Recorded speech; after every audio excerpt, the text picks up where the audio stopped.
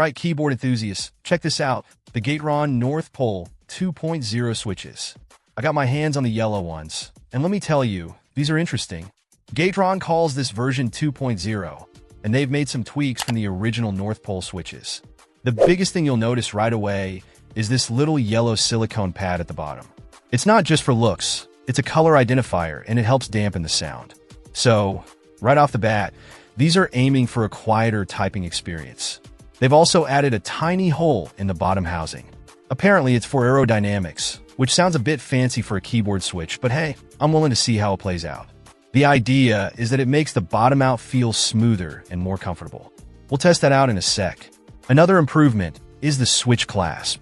They've gone from a right angle to an obtuse angle, which is supposed to make them more stable and easier to install and remove. Anyone who's wrestled with stubborn switches knows this is a welcome change. No more yanking and praying you don't break anything. Now for the typing experience. These are linear switches, meaning there's no tactile bump. They're smooth, consistent, and surprisingly quiet. The yellow dampener really does make a difference. If you're in a shared office or just prefer a quieter keyboard, these are definitely worth considering. The 50G spring weight feels just right. Not too heavy, not too light. It's a good balance for both gaming and typing. The advertised aerodynamic hole? Honestly, I'm not sure I can tell a huge difference.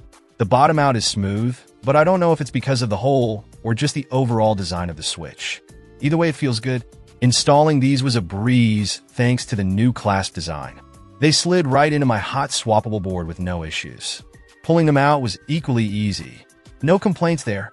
Overall, these Gateron North Pole 2.0 switches are a solid choice, especially if you prioritize quietness.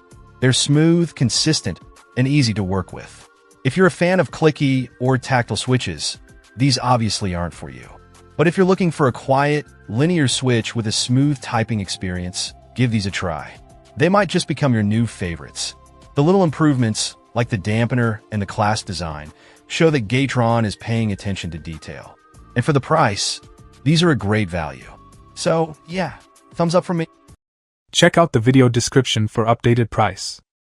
And thank you for watching this video.